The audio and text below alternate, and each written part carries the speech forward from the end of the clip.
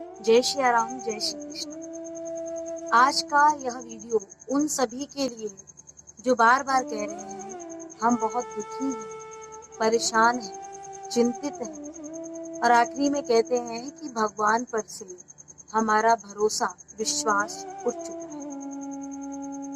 कभी आपने सोचा है आपके इन दुखों का, इन परेशानियों का कारण क्या है? आपके मन में छिपे काल्पनिक डरों का दुष्परिणाम है।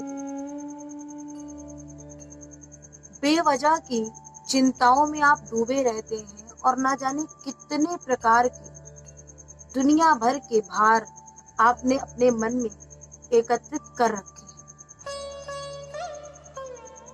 हैं। इन सभी को जब तक आप अपने जीवन से निकाल करके बाहर नहीं फेंक देंगे तब तक कभी न सुख मिल सकता है, न शांति, और न ही आप अपने जीवन के पथ पर आगे बढ़ सकते हैं। गीता कहती है,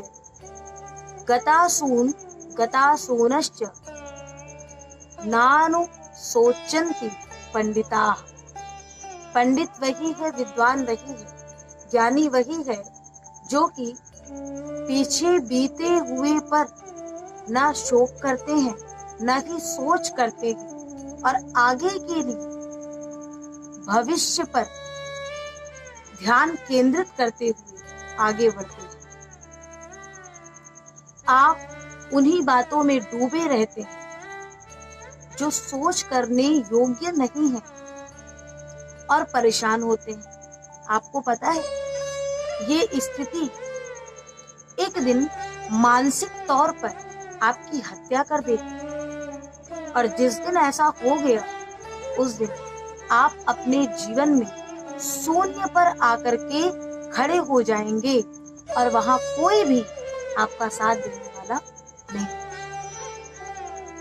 इसलिए आज ही यहीं से इन समस्त चीजों को निकाल करके बाहर करिए। आपसे बड़ा आपका साथी, आपसे सच्चा आपका मित्र और आपसे बढ़कर आपका गुरु कोई और हो ही नहीं सकता। अपनी कमियों का, अपनी बुराइयों का आत्म आकलन आप स्वयं करिए और फिर भगवान का भजन, कीर्तन, कथा को सुनिए और इन्हें सुनने के बाद भगवान की थोड़ी जरा भक्ति करिए और उस आनंद में डूब जाइए। और वो आनंद मिलेगा कैसे?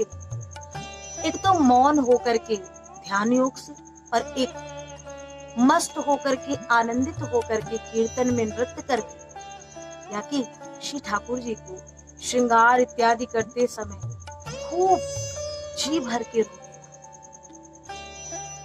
अब कहोगे दुनिया के सामने ऐसा कहेंगे या कि ऐसा करेंगे तो लोग पागल ही कहेंगे ना। आपसे किसने कहा कि दुनिया के सामने ऐसा करिए? प्रकृति से प्रेम करिए और थोड़ा जाइए नदियों के तट पर, पर्वतों पर, पहाड़ों पर। एक अलग ही शांति की अनुभूति होगी आपको और भगवत प्रेम में मग्न होकर नाचिए, प्रभु की याद में रोइए। और इतना होने के बाद आप जिन दुखों से ग्रस्त थे, जिन चिंताओं से परेशान थे, व्यग्र थे, उसी क्षण, उसी पल वो सभी चिंताओं के पर्वत वही चूर चूर हो जाएंगे। करके देखिए, बड़ा आनंद आएगा। खुद को पहचानिए, स्वयं को पहचानिए और आनंद लीजिए। जीवन सीमित है। सोच को सकारात्मक बनाइए, नहीं तो इन्हीं व्यथितताओं में, इन्हीं सोच में तुम्हारे जीवन का बहुमूल्य समय नष्ट हो जाएगा। हमारे यहाँ जितने भी महापुरुष हुए सभी के जीवन में परेशानियां आई। ये जीवन के अंग हैं, ये जीवन के पड़ाव हैं। इनसे थक हार करके जो बैठ जाता है वो हार करके और एक दिन अपनी जीवन लीला को समाप्त कर देता है, और इन्हें क्रॉस करके जो आगे बढ़ता है जीवन की जंग में जीत उसी की होती है।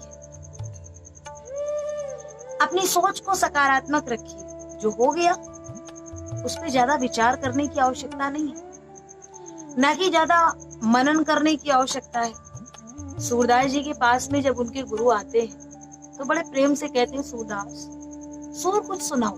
तो सूरदास जी क्या कहते हैं, पहली पंक्ति कहते हैं, मैं सब पतितन को नायक, कुछ और सुनाओ ना गुरुदेव, मैं सब पतितन को टीको। गुरुदेव ने फिर कहा कुछ और, बोले मौसम कौन कुटिल खल कामी। आखिरी में गुरुदेव ने बड़े क्रोध में आकर के कहा, सूर तुम सूर हो कि यूं ही घिघियात जात हो। सूर कांप गए, क्या हो? बोले मैं जान गया तुम कुटिल हो, तुम खल हो, तुम पतित हो, लेकिन इन्हीं को गिनते रहोगे तो उस ईश्वर का भजन कब करो? तुम्हारे जीवन का अधिक समय तो इसी में बीत जाएगा। ऐसे ही अपनी सोच को सकारात्मक बनाइए, नकारात्मक चीजों को आज ही निकाल करके बाहर कर दीजिए और उस ईश्वर से प्रार्थना करिए कि प्रभु मेरे मार्ग में जैसे ही कांटे आए, मेरे संगी साथी मित्र इन सब ने मेरा साथ छोड़ दिया, जीवन की हवा किसी और दिशा में चलने लगी। बस आपसे एक निवेदन है, कृपा बनाए रखना और मेरे मुखमंडल पर एक सुंदर सी मुस्कान दिए रहना कि मुस्कुराते हुए मैं जीवन के हर संघर्ष के पड़ावों को पार करता रहूं।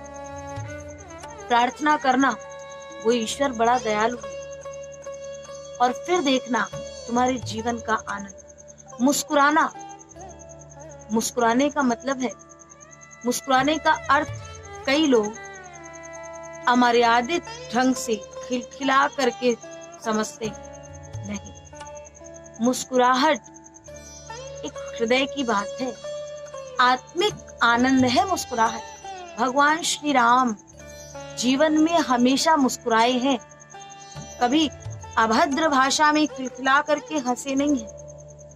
मर्यादा के साथ मुस्कुराते हुए जीवन में आगे बढ़िए, बहुत आनंद आएगा और भगवान पग पग पर आपके सहायक हैं। खुद को अपना मित्र बनाइए, खुद को अपना गुरु।